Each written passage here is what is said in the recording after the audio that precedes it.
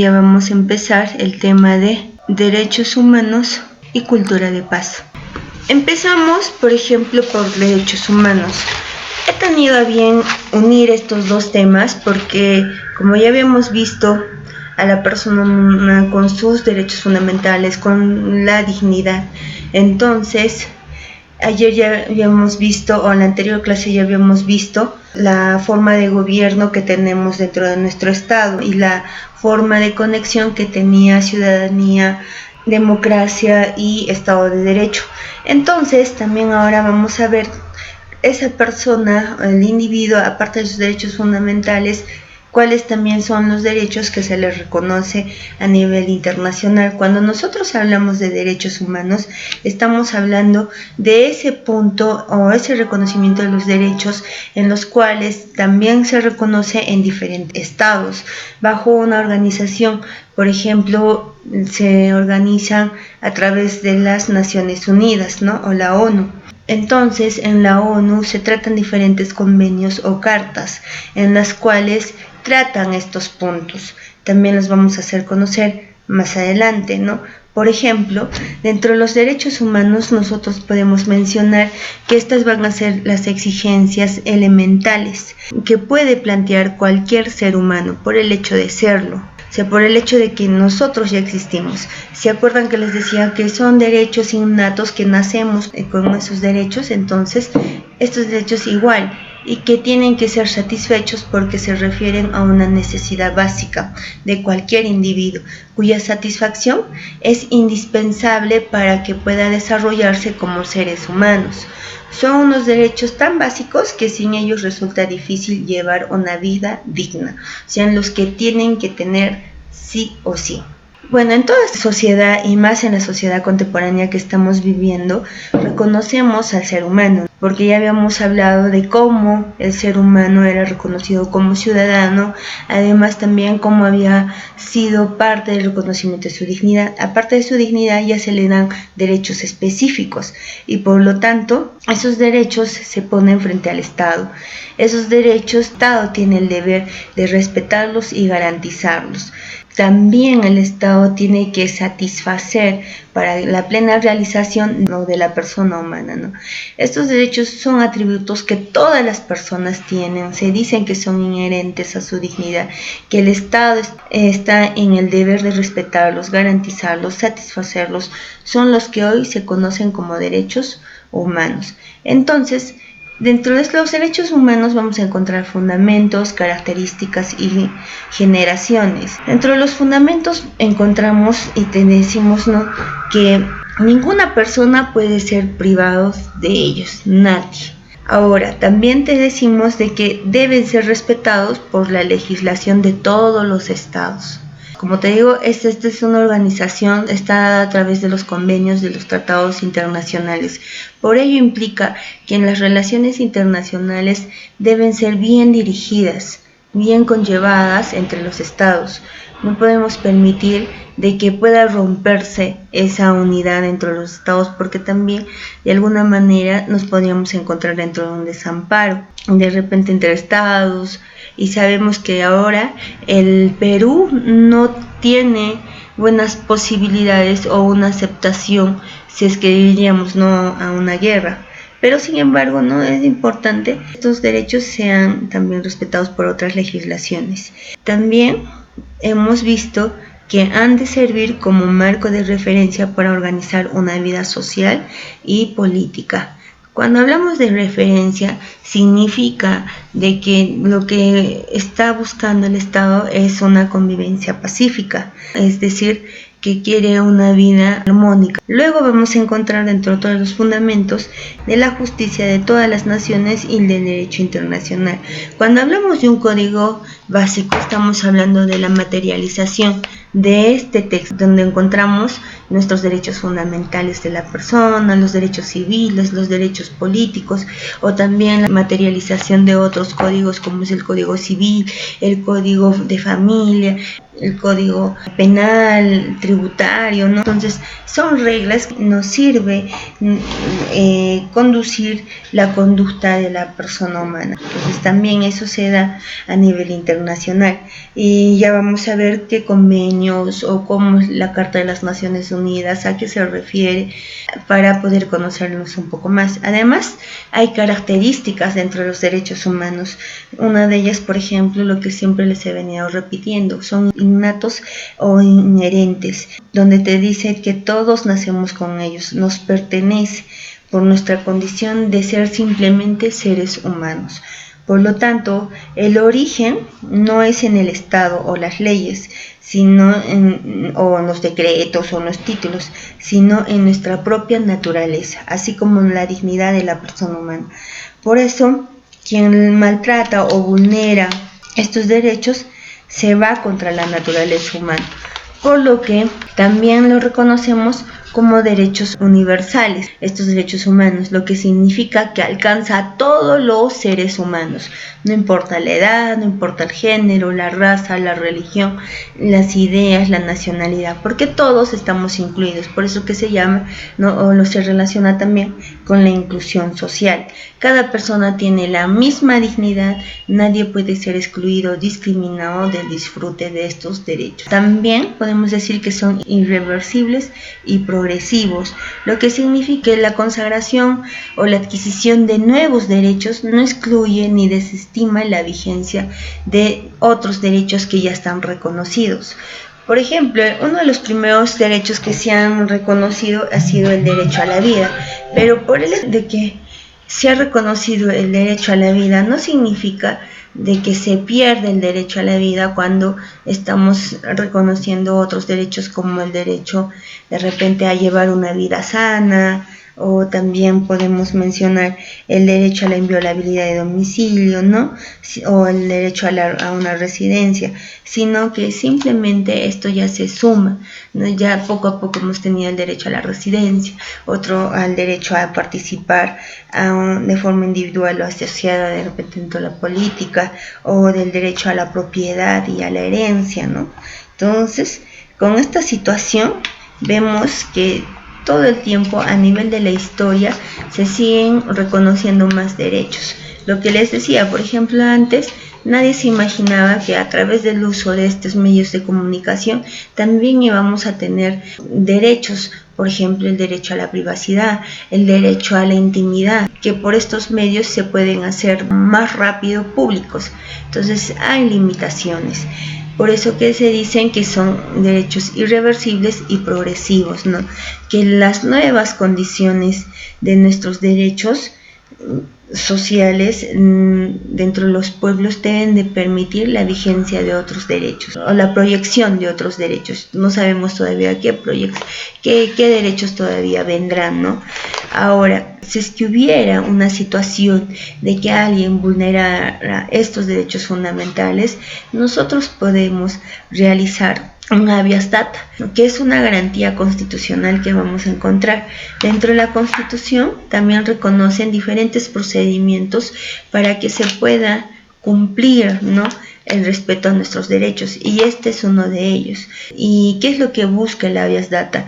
Acá lo que quiere es proteger la intimidad de las personas, ¿no?, bajo unos sistemas que se pueden dar o se pueden vulnerar, por ejemplo, dentro de las computadoras, que es un sistema masivo de información y comunicación, ¿no?, en los cuales, por ejemplo, tú haces clic y publicas a más de 1000 personas. Entonces, eso es una forma de vulnerar, por ejemplo, el derecho a la intimidad, salvo que tú lo hayas autorizado, ¿no? Por ejemplo, yo nunca he autorizado que publiquen fotos conmigo, y el hecho de que hayan publicado una foto contigo ya significa de que están atentando tu privacidad, ¿no?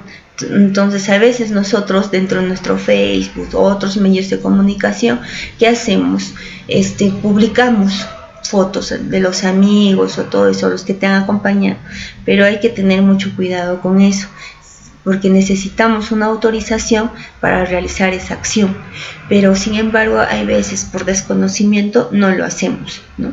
Ahora, muy diferente es entre una persona pública y una persona privada. Como su nombre lo dice, una persona pública es que ya tiene diferentes acontecimientos a través de la prensa, a través de otros medios de comunicación, y como su nombre lo dice, se hace público.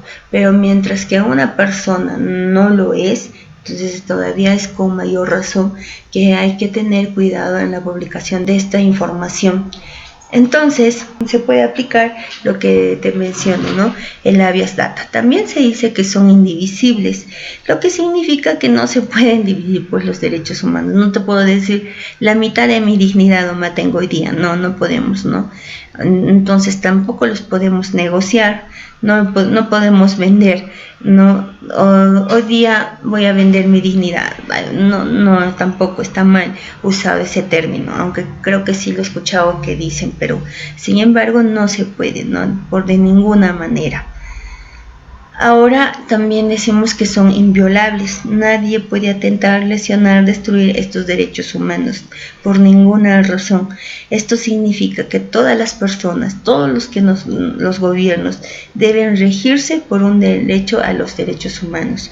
Las leyes dictadas no pueden ser contrarias a estas, ¿no? Pero dentro de la Constitución todavía se encuentran vacíos en los que de manera progresiva se tienen que llenar o se tienen que resolver esos vacíos, ¿no? Hay veces, por ejemplo, cuando la inscripción que se hace en los registros públicos como persona, por ejemplo, en los registros públicos a todos nos consideran como persona natural, pero ¿qué pasa? Hay un momento en nuestras vidas que nos casamos, nos divorciamos o enviudamos y eso se informa en registros públicos. Pero ¿qué pasaría si es que somos divorciados, ¿no? Y somos divorciados por una enfermedad venérea o por lesiones que hemos causado dentro de nuestra familia? Lo que surge es que como hemos resuelto esta situación por un proceso judicial, resulta que te mandan toda la sentencia para que se pueda inscribir cómo es tu estado como persona, ¿no? Es decir, si vas a ser o si ya te van a considerar una persona divorciada y si por ahí quieres volverte a casar, entonces significa que cualquier persona puede entrar e ingresar ahí a obtener esa información. Dentro de una sentencia está el resumen de cómo ha sido todo el proceso y por qué, las causales, ¿no? Y ahí está, ¿no?, la forma en la que se ha sentenciado, cómo se ha resuelto. Entonces te imaginas que si es que hubiera sido una persona que hubiera tenido una enfermedad venérea o se haya transformado de sexo, no sé, no tantas causales que hay dentro del divorcio, y todo ello se informa en registros públicos y como dicen los registros públicos significa que toda la información que ingresa ahí es pública y que cualquier persona pueda ir y pueda solicitar esa información. Significa que también acá se está vulnerando el derecho a la intimidad de esa persona, ¿no? Entonces ahí, por ejemplo, hay un vacío constitucional. No sé cuál sería o qué derecho primaría, si es el derecho a la información, porque yo quiero informarme por qué se ha divorciado esa persona, porque yo soy con el que se va a casar ahora. De repente ha sido por lesiones, de repente por adicción a las drogas, qué sé yo, ¿no? Pero sin embargo ahí se encuentra esa información y como es público yo puedo acceder pues a esa información. Entonces ahí, por ejemplo, debe de darse ciertas limitaciones, ¿no?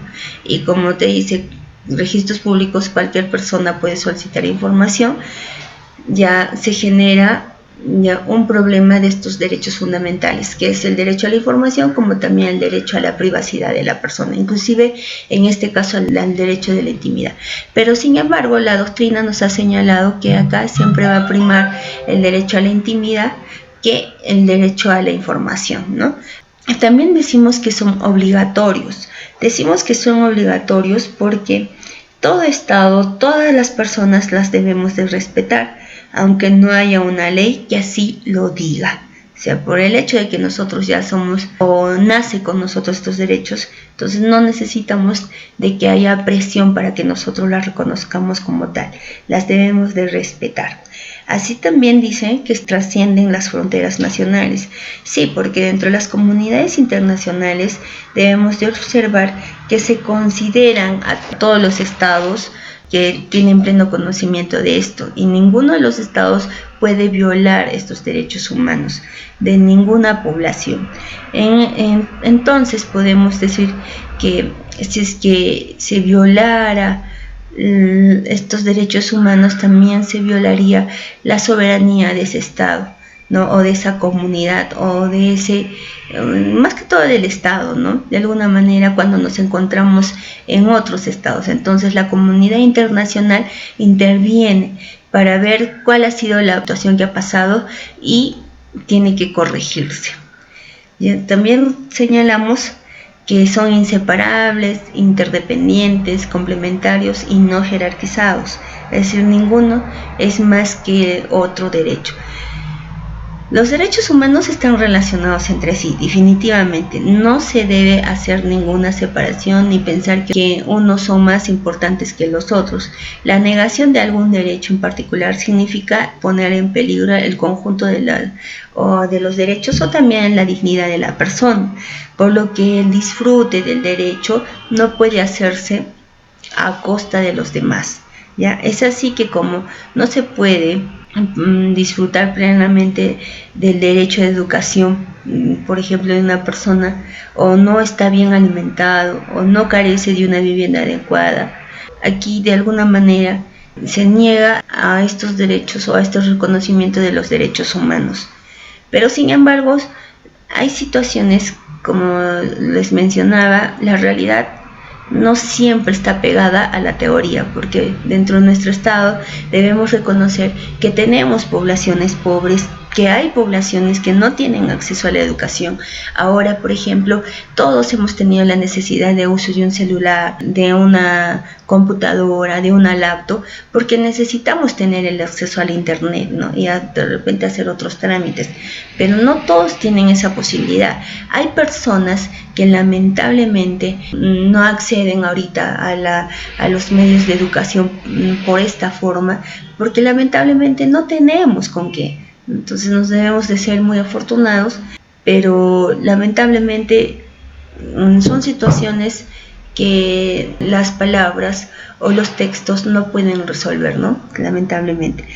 Ahora, las generaciones de los derechos humanos se han reconocido a lo largo de la historia bajo un proceso lento de aprendizaje moral que todavía obviamente no ha terminado, que se han distinguido por lo menos 3 grandes generaciones y una que se está construyendo. Por eso que les puse primera, segunda, tercera y cuarta generación.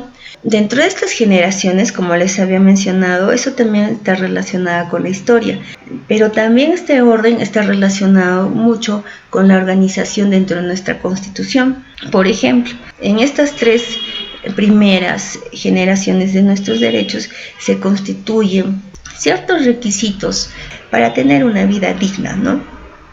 Entonces, cada una de estas generaciones tuvo que determinar un conjunto de derechos. Obviamente que acá vamos a encontrar más derechos todavía. Por ejemplo, en la primera generación se reconocen a los derechos civiles y políticos, pero esto está dado con los derechos de la libertad. Ejemplo, siempre no les digo el derecho a la libertad, fuera de ser una garantía constitucional, fuera de ser un derecho fundamental de la persona relacionado con la dignidad. Entonces vemos que la libertad tiene un término amplio, desde que decimos el Perú es libre e independiente, ¿no? Libre. También se le reconoce esa libertad desde que hemos hecho la independencia y hemos dirigido la libertad para todo nuestro estado, también recae sobre los seres humanos.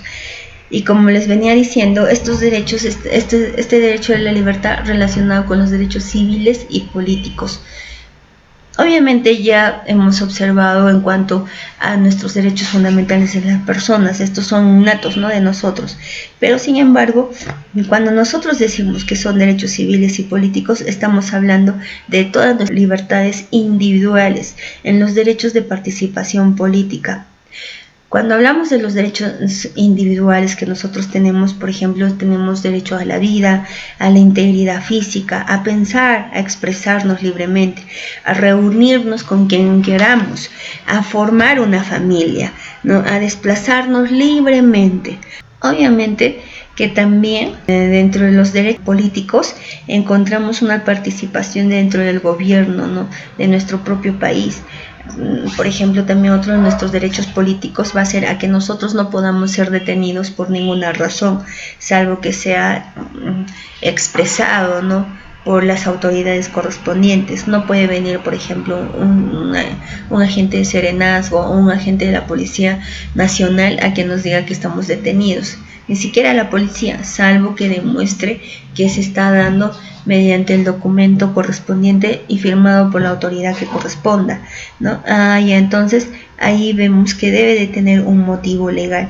También dentro de nuestros derechos políticos señalamos que todos nosotros debemos, si por alguna u otra razón incumplimos o nos vamos contra las normas o la Constitución, debemos de ser juzgados, pero con las garantías de imparcialidad, ¿no?, que no debe de haber favoritismo para ninguna de las partes, como protección a nuestros derechos a la intimidad, ¿no?, a la protección también a nuestros derechos de nuestra buena reputación y así. Otro de nuestros derechos políticos está relacionado con nuestro derecho a la propiedad, a la libre contratación, a comerciar libremente, todos relacionados con los derechos civiles y políticos. Ahora, también vamos a encontrar una segunda generación, y dentro de la segunda generación vamos a encontrar derechos de igualdad. Y acá que se van a aplicar, por ejemplo, los derechos económicos, sociales y culturales. Y cuando nosotros observamos en los derechos económicos, por ejemplo, relacionado con el derecho a la educación, a una atención sanitaria, ¿no?, es decir, al derecho a la salud, a la protección dentro del desempleo como derecho social, a la protección de un salario digno. Por ejemplo, estábamos hablando sobre la canasta familiar, también estábamos hablando sobre el sueldo mínimo. No sé si recuerden, cuando hablábamos de la canasta familiar, era aquel estudio que estaba realizando el INEI para ver con cuánto podía sobrevivir una persona, ¿no? Y habíamos encontrado que era como 350 soles, los cuales habíamos visto que no es, ¿no?, de alguna manera que pueda cubrir los gastos esenciales, pero sin embargo también el Estado, a través de sus servicios públicos, quiere hacerse presente para la formación de la persona humana y para sus atenciones que éste lo requiera. Asimismo, vemos que dentro de esta generación de derechos también no se van a encontrar un derecho al descanso, el derecho hasta al disfrute de tu tiempo libre, por no decir el derecho al ocio, a una jubilación digna, a disfrutar los bienes culturales y así, ¿no? Encontrar. Ahora, ¿se acuerdan ustedes que había toda una polémica con respecto a la ONP y a la AFP? ¿Por qué? Porque ahí estamos hablando de una situación de jubilación, y cuando nosotros hablamos de la jubilación y la encontramos en esta segunda generación de derechos, cuando hablamos de la jubilación digna, e inclusive que esta jubilación podría usarse en estos tiempos, y se hizo un desembolso, por ejemplo, en estos tiempos de pandemia, pero sin embargo vemos que por parte de la ONP todavía no ha cubierto, ¿no?, estos gastos, porque muchas personas se quedaron sin trabajo, o porque muchas personas han caído en la enfermedad y no se han recuperado, pero sin embargo el Estado todavía no ha puesto hincapié o no ha resuelto de forma definitiva para que la ONP cubra, ¿no?, a sus usuarios en cuanto a una bonificación económica. Entonces también acá vemos que es parte de nuestros derechos a la igualdad. ¿Por qué? porque la OFP sí realizó el desembolso, pero la ONP no. Entonces aquí hay toda una polémica, y por eso es que dentro del Congreso todavía aún se está tratando de este aspecto, ¿no? Ahora, dentro de la tercera generación vamos a encontrar los derechos de solidaridad, y como les había mencionado, en hablar de solidaridad hablamos de un término amplio. No solamente es un apoyo, nada, ¿no? Es una forma de solidaridad, de convivencia común, siempre buscando el bienestar común.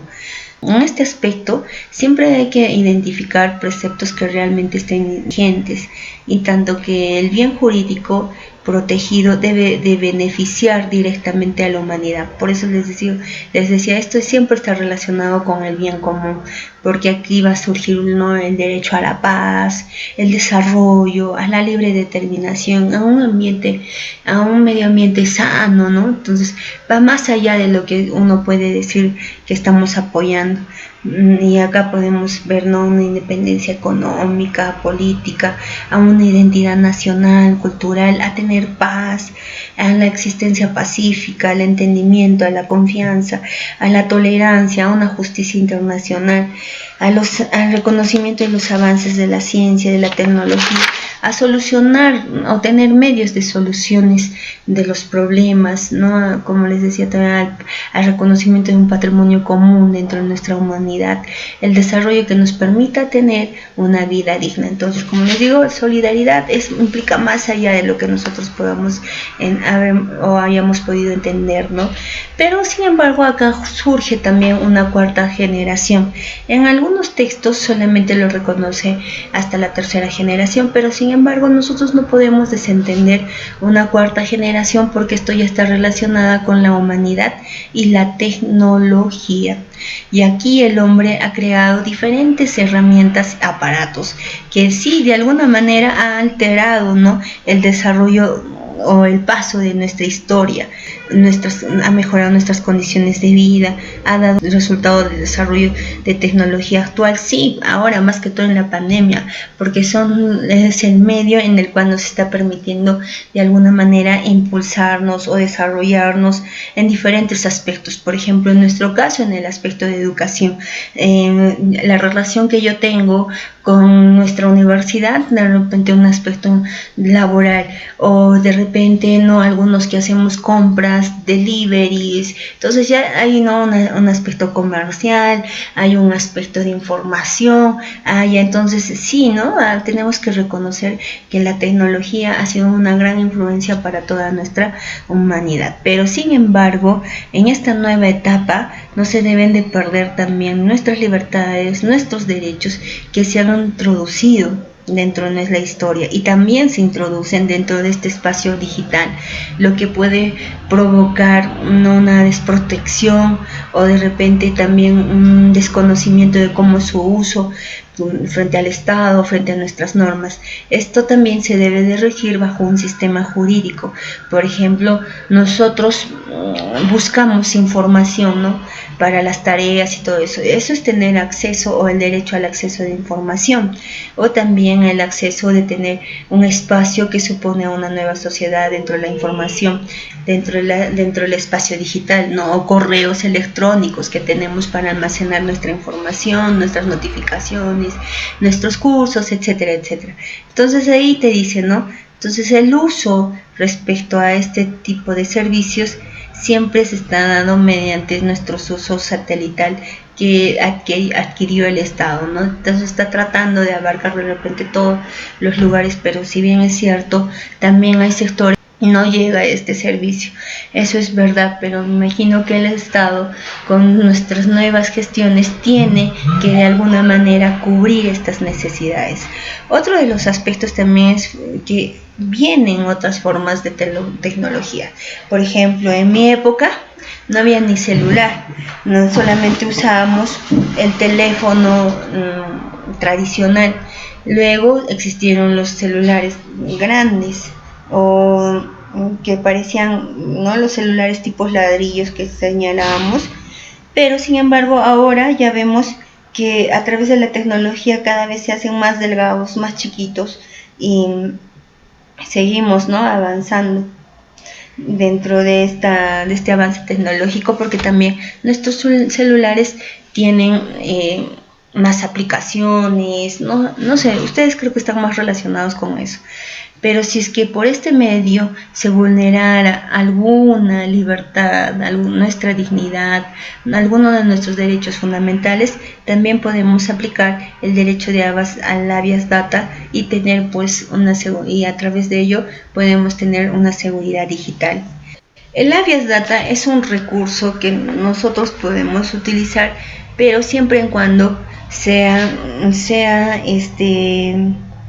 que otra persona haya vulnerado tus derechos, más que los derechos fundamentales de la persona, haya vulnerado tu dignidad. Entonces ahí lo puedes usar el habeas data.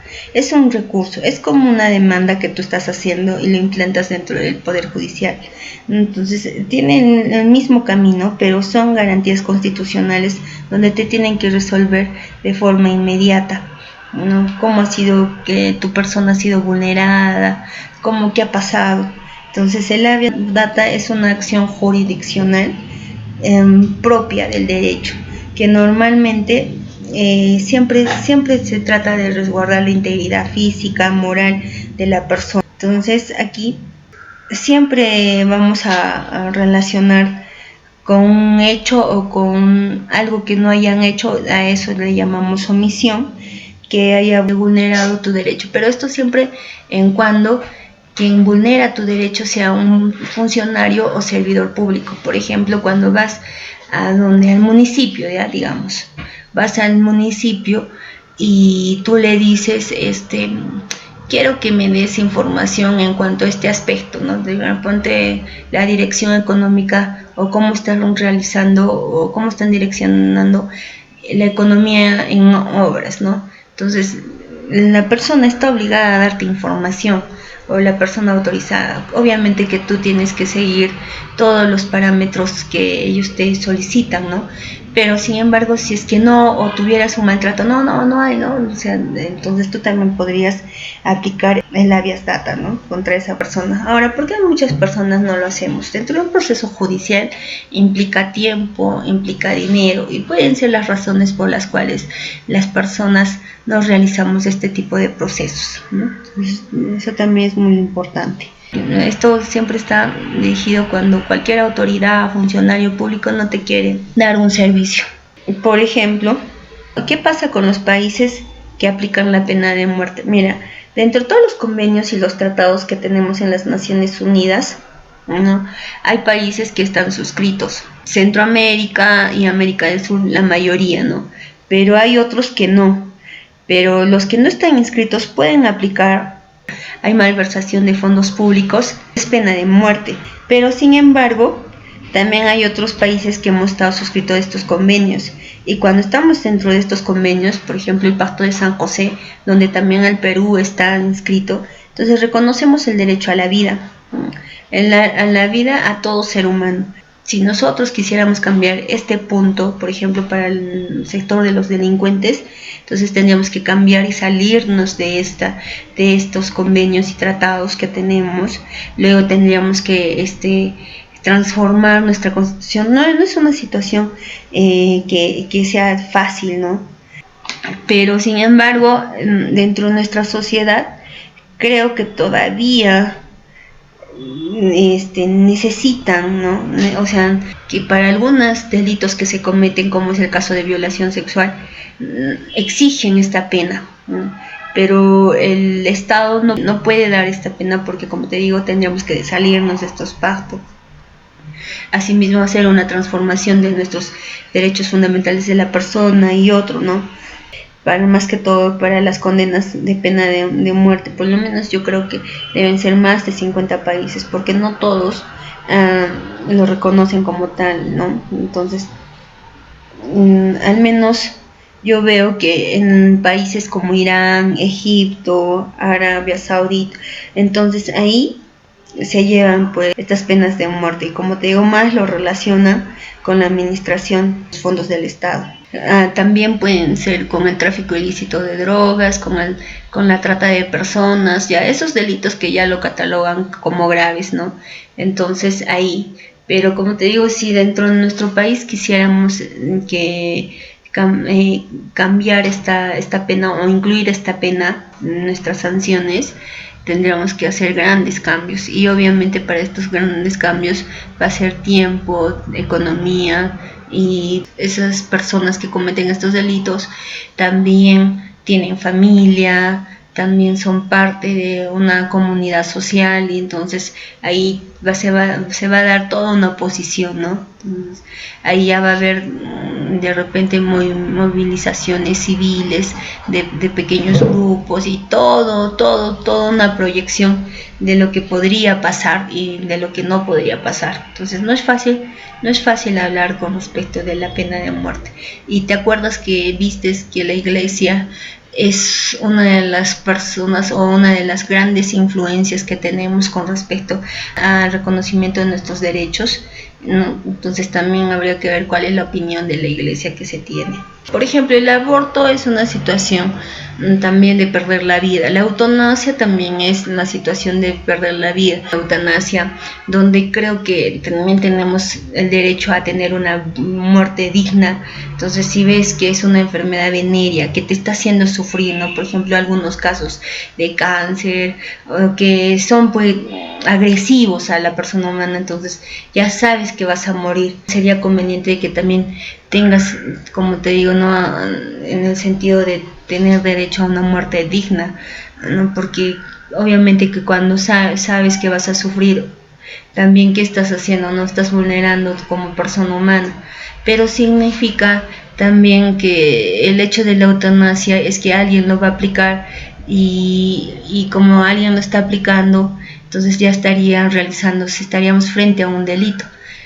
Entonces la persona que aplica esta situación estaría de alguna u otra forma cometiendo un delito, y el problema no va a ser para quien va a morir, sino para quien está con vida. Entonces toda una situación, ¿no? Por ejemplo, la eutanasia no lo reconoce la Iglesia. La Iglesia no lo ve por conveniente, igual que como el aborto, ¿no?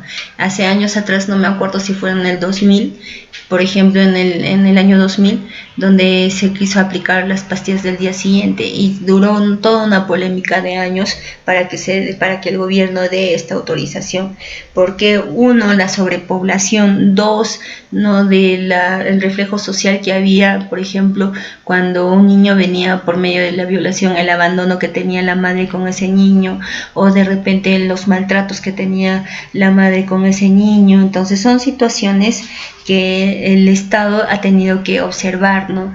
Y por eso quiso dar la pastilla del día siguiente, pero quien se opuso es la Iglesia. Y desde nuestra historia sabemos que la Iglesia es un poder más dentro del Estado, ¿no? Entonces, toda una situación que podemos observar que no es fácil de sobrellevar. Por eso, cuando les hagan propuestas que vamos a dar la pena de muerte, que vamos a cambiar la Constitución, hay que pensarlo muy bien, porque no es fácil cambiar la Constitución. Tenemos varios medios, que puede ser a través del Congreso, pero lo ideal de la Constitución es que funcione bajo el consenso universal. Es que vamos a preguntarles a todo o cada uno de los pobladores en qué artículos quieren cambiar, cuál va a ser la forma de cambio, y cómo, en beneficio a quién, ¿no? Entonces, porque podemos decir, sí, realmente hay artículos que atentan para la sociedad, sí, no lo desconocemos, pero habría que estudiarlo y ver, no, mejor, si vamos a cambiar nuestra Constitución, tiene que ser bajo mejoras. Ahora, no es que hoy día sale la decisión de que vamos a cambiar una norma y que ya mañana está cambiada. No, es todo un proceso. Y ojo, que cuando ya empezamos a cambiar nuestra Constitución, también vamos a generar inestabilidad. ¿Y cómo generamos esa inestabilidad? Porque va a haber una incertidumbre, y en esto va a haber una incertidumbre jurídica, donde muchos de nosotros vamos a estar de acuerdo y otros no. Por ejemplo, con la pena de muerte, un buen grupo va a estar de acuerdo con esta pena, pero otro no. Entonces van a haber encuentros civiles dentro de la población, y eso ya es una situación de desorden. Ese desorden ya da una estabilidad dentro del gobierno, porque cualquiera podría dar de repente un golpe de Estado o de repente atentar contra el soberano. Entonces ya hay una situación que se tiene que estudiarse, ¿no? Entonces, por ejemplo, nosotros como gestores públicos tenemos que ver todo lo que pueda venirse dentro del futuro, tanto en el aspecto bueno como también en el aspecto negativo, ¿no? Ya, entonces son aspectos que debemos de nosotros situar de la mejor manera posible. Continuamos, el siguiente tema es cultura de paz. Como ya hemos visto nuestros derechos humanos, ya los estamos viendo de cómo se ha dado dentro de la historia de primera, segunda, tercera, cuarta generación, qué hay dentro de estos derechos humanos, cuáles son los fundamentos en los que se ha basado, cuáles son las características. Entonces, como ya nosotros conocemos nuestros derechos humanos, también vamos a ver cómo va a ser nuestra convivencia con las otras personas. Cuando nosotros hablamos de una convivencia con otros seres humanos, entonces ya estamos hablando de una cultura de paz. Por ejemplo, las Naciones Unidas, ahí me he equivocado, por favor, las Naciones Unidas da una definición de cultura de paz y te dice, ¿no? Consiste en una serie de valores, actitudes y comportamientos que rechazan la violencia, previenen los conflictos, tratando de poner énfasis en sus causas para solucionar los problemas mediante el diálogo, la negociación entre personas, grupos y las naciones. Obviamente dentro de todo grupo social, no todo es una convivencia pacífica. Vamos a encontrar siempre aspectos que sí van a vulnerar. Por ejemplo, la delincuencia, ¿no? La delincuencia que está al paso de todos. Otra situación que puede darse es el aspecto de donde... ¿Se acuerdan que hubo una señorita, no sé por qué me acordé de esto, una señorita que estaba transitando y creo que una persona de sexo opuesto había echado aceite combustible, creo, ¿no? Y creo que le había quemado. Y después de casi un mes había fallecido. Por ejemplo, estas acciones siempre van a existir, de repente no a esos extremos, pero sí, ¿no? Dentro de la familia, fuera de la familia, dentro de la sociedad, siempre hay situaciones en las cuales se rompe el diálogo y de una convivencia social pacífica. Pero sin embargo, el Estado, a través de este curso, tuvo mucha preocupación, y también el SEDEMNA, y entonces es donde incorporan este curso para todas las universidades, para conocer que no solamente podemos recurrir al Poder Judicial para que se nos haga justicias, y se implementa diferentes medios como son el aspecto de la negociación, la mediación, la conciliación o la situación de arbitraje, y finalmente podemos llegar, ¿no?, a un Poder Judicial. Entonces te está diciendo de que antes de que puedas llegar al Poder Judicial puedes usar estos medios para que tú puedas solucionar cualquier problema. Ya, y también a eso se le incorpora esto de lo que llamamos cultura de paz. ¿Qué entienden ustedes por cultura de paz? Se basa en el respeto a la vida, que el fin es que la violencia se solucione por intermedio de la educación, por intermedio del diálogo, pero sobre todo de la cooperación. Porque si tú tienes un conflicto con alguien, obviamente si esa persona no coopera contigo para solucionarlo, entonces ya tenemos un problema, ¿no? Y lo que tenemos que hacer es solucionar el problema. Y a eso se refiere, a tener esa cultura de paz, ¿no? Que esto tiene que darse mediante el diálogo. Y además también te señala que forjar una cultura de paz tiene que ser desde que tenemos una enseñanza desde niños, ¿no? Para que puedan comprender el respeto, la libertad, la justicia, la democracia, los derechos humanos, tolerancia, igualdad, solidaridad. Entonces ya te están formando, y eso ya se está dando inclusive, ¿no?, desde la preparación del jardín, ¿no? Entonces hay que ser tolerantes, les enseña. Ya, entonces ya se está inculcando ciertos valores, como dijeron ustedes. Entonces también se basa en el respeto de los principios de la soberanía, de la integridad territorial, de la independencia, de la política de estados, de la conformidad que tenemos dentro de la Carta de las Naciones Unidas, ¿no? Por ejemplo, lo que les decía, nosotros también somos parte de la Carta de las Naciones Unidas, y eso eso después lo vamos a tratar y lo vamos a conocer, ¿no? Como un punto aparte. Pero sin embargo, por ejemplo, nosotros ya hemos hablado que era la soberanía, ya hemos hablado de la integridad territorial, también hemos señalado en cuanto a la independencia, las políticas de Estado, dentro de qué régimen de gobierno nos encontramos. Entonces ya podemos entender este aspecto, ¿no? Y más para que esté direccionado para una convivencia pacífica. Ahora, también te dice que se basa en el respeto pleno y en la promoción de todos los derechos humanos y sus libertades. Claro, obviamente las libertades fundamentales. Por eso el aspecto de hablar de libertades es una situación fundamental que tengamos y las reconozcamos como tales. Asimismo, también señala el compromiso con el arreglo pacífico de los conflictos.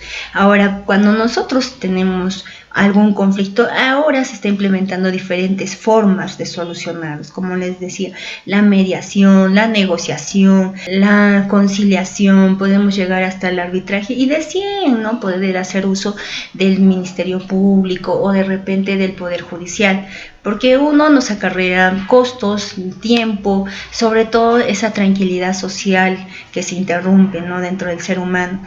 Entonces veamos que hay formas de solucionar de conflictos. También decimos que debe de satisfacer las necesidades de desarrollo y protección del medio ambiente.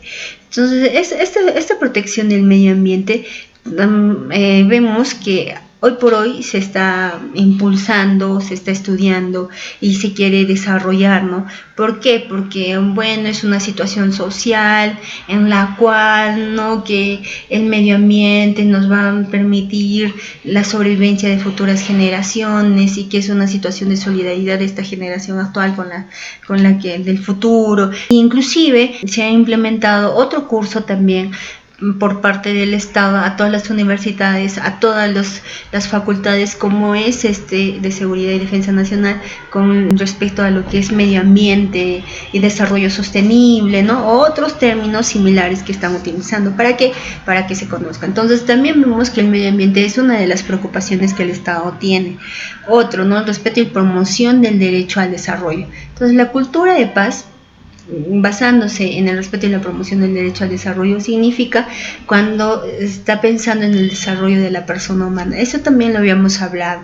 Además, también te dice el respeto y el fomento de la igualdad de derechos, a la igualdad de oportunidades entre hombres y mujeres, por si acaso. Asimismo, el respeto y el derecho de todas las personas que tengan, como habíamos mencionado, sus libertades, que apliquen estas libertades. Y por último, se basa en la adhesión de los principios de libertad, justicia, democracia, tolerancia, cooperación, pluralismo, diversidad cultural, diálogo en todos los niveles de la sociedad, de las naciones, ¿no? En el entorno nacional, internacional, que obviamente favorezca la paz. Asimismo, también vamos a encontrar que la cultura de paz, el desarrollo de la cultura de paz está integrado, vinculado en diferentes aspectos. Por ejemplo, en la promoción del arreglo pacífico de los conflictos, asimismo el cumplimiento de las obligaciones internacionales contraídas a través de las cartas de las Naciones Unidas bajo el derecho internacional, la promoción de la democracia, el desarrollo de los derechos humanos, las libertades fundamentales, asimismo la posibilidad de todas las personas en todos los niveles desarrollen actitudes de diálogo, ¿no? Asimismo, el fortalecimiento de las instituciones democráticas, de la garantía, de la participación dentro del proceso de desarrollo. Y así, ¿no? Vemos que el desarrollo de la cultura de paz va a continuar impulsándose.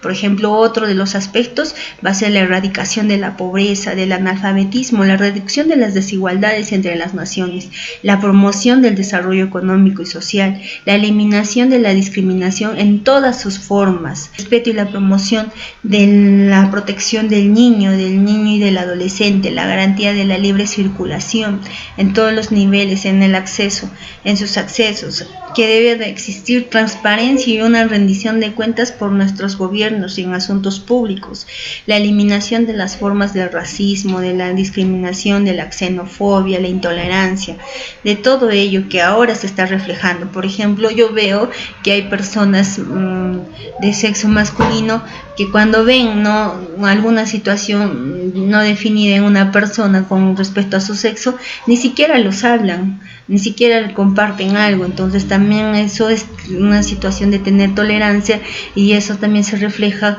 uno con la libertad y sobre todo la solidaridad, ¿no? De tener que tener con tolerancia. Ahora también te dice la comprensión de que todas las civilizaciones, de que todos los pueblos tengan el respeto a su religión, a su lengua, a su cultura étnica, a todo, ¿no? En realidad.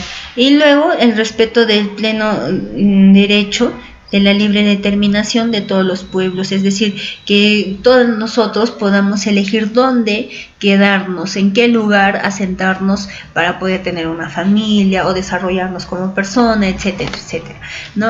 Ya, entonces a eso vemos que es el desarrollo pleno de una cultura de paz y está íntegramente vinculado, ¿no?, a estos aspectos. Cultura de paz, bueno, ustedes se han dado cuenta que no solamente es una situación de irnos contra las guerras o la cultura de paz, no solo es la ausencia de las guerras, ¿no?, sino va a ser ese conjunto de valores que como es el respeto a la vida, a la libertad, a la democracia, a la educación, tener tolerancia, la igualdad entre los hombres y mujeres, o el respeto del medio ambiente, y todos estos valores van a formar la cultura que nosotros vamos a tener, y con eso se refleja en sí la cultura de paz, ¿no? O sea, dentro de la cultura de paz vamos a encontrarnos 4 objetivos, que es promover la colaboración entre los países y evitar conflictos, respetar los derechos humanos y las libertades de las personas, eliminar la pobreza y promover la educación para todos, respetar y proteger los derechos de los menores. Entonces,